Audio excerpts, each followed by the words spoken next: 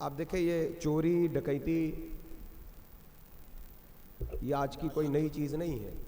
ہمیشہ ہر دور میں اس طرح کے لوگ رہے, لوٹ مار کاٹ کرنے والے, ظلم و ستم برپا کرنے والے, لوگوں کو تکلیف دینے والے.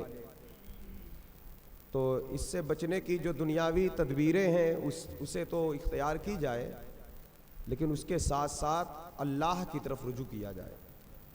حقیقی محافظ پروردگار کا, حقیقی مددگار اللہ رب العزت کی ذات ہے. اس ضمن میں ایک حدیث شریف ہے, اسے سماعت کر لے. بخاری شریف کی روایت ہے, مال غنیمت کے کچھ مال گلے مدینہ شریف میں اکٹھے کیے گئے تھے, رکھا گیا تھا. اللہ کے حبیب نبی کریم صلی اللہ تعالیٰ علیہ وسلم نے رات جب ہوتی تو اس کی نگہبانی, اس کی حفاظت کے لیے صحابی رسول حضرت ابو ہریرہ رضی اللہ تعالیٰ عنہ کو مقرر فرمایا تھا. اور سرکار فرماتے, ابو ہریرہ تم رات کو اس گلے کو دیکھنا, کوئی چور اسے بھر کر نہ لے جائے. تو جب آپ اس کی نگہبانی, اس کی حفاظت کرتے تھے تو ایک دن دیکھا ایک شخص آیا اور وہ گلے کو بھر رہا ہے. تو آپ نے جا کر اسے پکڑ لیا, کہا تو کون ہے؟ تو اس نے کہا میرے بیوی بچے بھوکے ہیں اور میرے پاس کھانے پینے کا کوئی انتظام نہیں ہے, اس لیے میں چوری کرنے آیا, مجھے چھوڑ دو, مجھے معاف کر دو. آج کے بعد میں چوری نہیں کروں گا اور نہ میں آؤں گا. تو آپ نے اسے چھوڑ دیا. صبح فجر کی نماز پڑھنے سرکار کی بارگاہ میں جب آئے تو نبی کریم صلی اللہ تعالیٰ علیہ وسلم نے ارشاد فرمایا, اے ابو ہریرہ, رات کے قیدی کا کیا حال تھا؟ رات کا جو چور تھا اس کا کیا حال تھا؟ تو عرض کیا, یا رسول اللہ, وہ چور تو تھا لیکن اس نے یہ عذر پیش کیا, میں نے اسے چھوڑ دیا.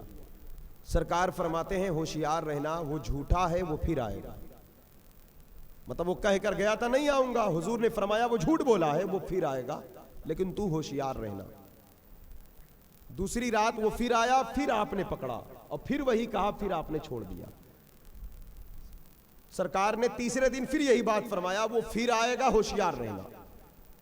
تیسرے دن وہ پھر آیا تو آپ نے پکڑ لیا, کہا آج تو میں تجھے نہیں چھوڑوں گا, آج میں تجھے رسول اللہ صلی اللہ علیہ وسلم کی بارگاہ میں لے کر چلوں گا. تو اس نے کہا کہ اگر آپ مجھے چھوڑنے کا وعدہ کریں تو میں آپ کو ایک ایسا وظیفہ بتا دوں کہ جس سے پڑھ لینے کے بعد کوئی چور, کوئی دشمن, کوئی شیطان کا لشکر تمہارا کوئی نقصان نہیں پہنچا سکتا. جیسے ہی یہ بات کہا تو حضرت ابو ہریرہ نے کہا, وہ کون سا وظیفہ ہے, وہ کیا بات ہے؟ تو کہا کہ قرآن مقدس جو قرآن مجید ہے, جو آپ کے نبی پر قرآن نازل ہوا ہے, اس میں ایک آیت ہے جسے آیت الکرسی کہتے ہیں. کیا کہتے ہیں بولے؟ دوسرے لفظوں میں جسے آیت سلطان کہتے ہیں, آیتوں کی بادشاہ. کہا اس کو جب کوئی پڑھ لے تو اس کا اپنا مکان, اپنی جان تو محفوظ ہو گئی, رات کو سوتے وقت بستر پر اگل بگل اڑوس پڑوس کے مکان اور اگل بگل کے لوگ بھی محفوظ ہو جائیں.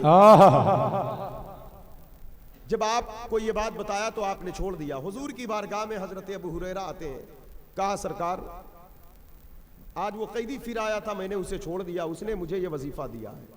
سرکار فرماتے اس نے جو وظیفہ بتایا اس نے سچ کہا, لیکن ہے وہ جھوٹا. تم سے سچ بول گیا لیکن ہے جھوٹا, اور جو تم سے سچ بولا یقیناً آیت الکرسی کی یہی فضیلت ہے. بے شک. سرکار پھر آقا فرماتے وہ شیطان تھا, وہ ابلیس تھا, وہ شیطان تھا جو تمہیں وسوسہ ڈالنے, تمہیں ورغلانے آیا تھا, لیکن وہ تم سے سچ بتا گیا.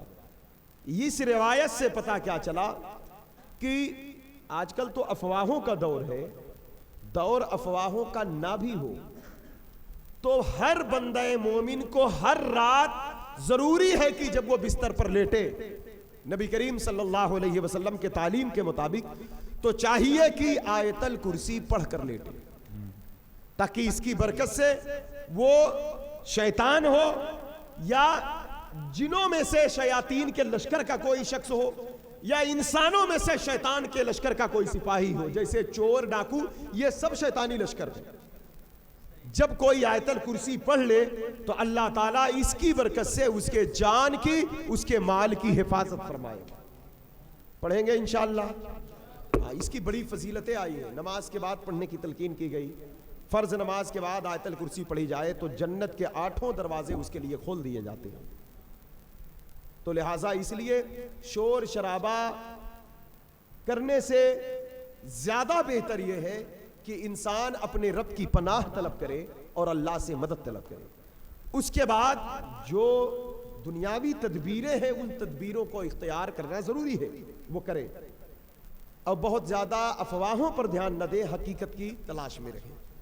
تو لہٰذا اس لیے یہ بات میں نے ضمناً عرض کر دیا تاکہ آیت الکرسی پڑھیں تو دل کو سکون بھی ملے گا، اور چور چنڈال ڈاکو شیطان جنات ان تمام چیزوں سے ہم بھی محفوظ ہوں گے، ہمارے بچے بھی، بے شک، مال بھی محفوظ ہوگا، گھر بار بھی، اڑوس پڑوس کے لوگ بھی محفوظ ہوں گے۔